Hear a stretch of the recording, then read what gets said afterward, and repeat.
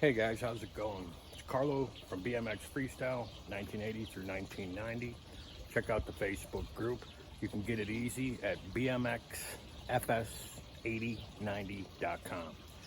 Want to do a quick video today about 2019 Haro Downtown for old guys like me that are getting back into riding and want to get into something new school, but you don't want to spend $1,500 on a lineage or something like that. These frames are high 10. Another big debate is that they'll break easily, blah, blah, blah. But if you're just riding ground, simple stuff, it's gonna last. You're gonna have no problems. But what I did is upgraded pretty much every part on this bike, and I want to go over that with you. First thing I upgraded was the pedals. These are Mission. They're a plastic pedal, very light, the lightest pedals I could actually find. Pegs, I took all the steel ones off that were about 3 pounds. Put these Black Ops ones on there, lightest I could find. When I first got this bike, it was 29.6 pounds. Now I got it to just under 25 with these changes. Next thing I changed was the post and the seat. I went to a pivotal seat, Haro Dave Mara tribute seat, Odyssey post. Then I changed the rims. I put some Fit Free Coaster double wall rims on. A little bit heavier than the old ones, but way stronger. The stuff that came stock was not the best. Then I put some Odyssey trail tires on, which are beautiful. I went with white accents, as you can see, obviously. Big thing, actually the first thing I did was upgrade the brakes. The brakes that came stock, in my opinion, were no good. I'm 210 pounds and I need the things to hold me. I replaced the gyro too with a Odyssey gyro.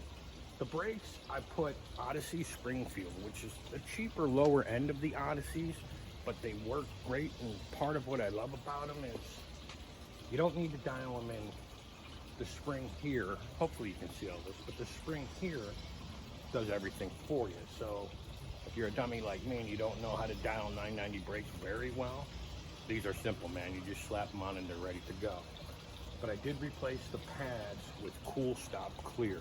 In my opinion, they're the best pads, but all clear pads are good. But these things grip, man.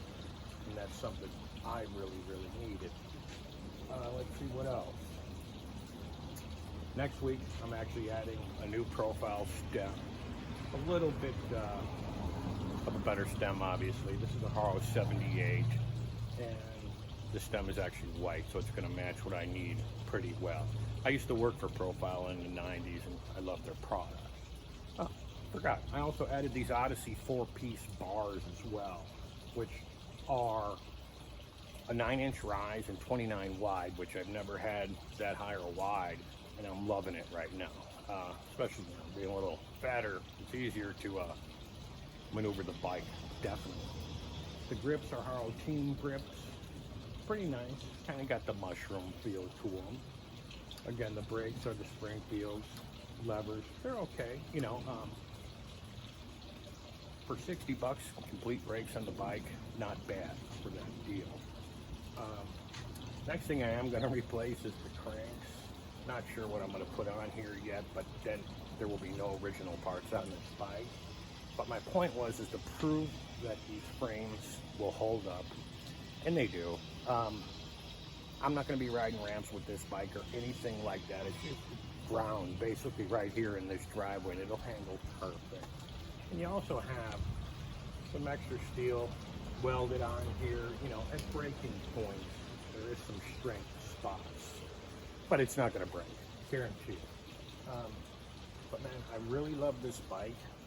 So I got the frame, and well, I actually got the full bike for $250. So you can definitely save a lot of money.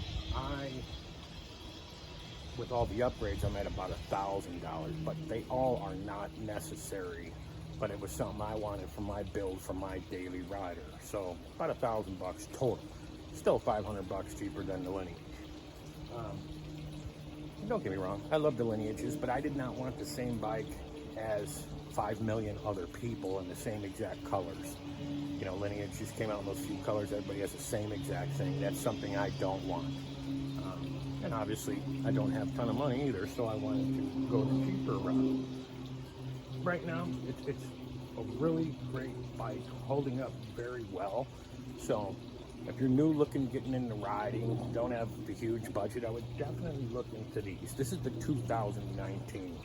2020 is out now, and those are about, I think, $369. Get some new brakes on there. I mean, a couple other things. You could be in a good rider for under $500. So I highly recommend this.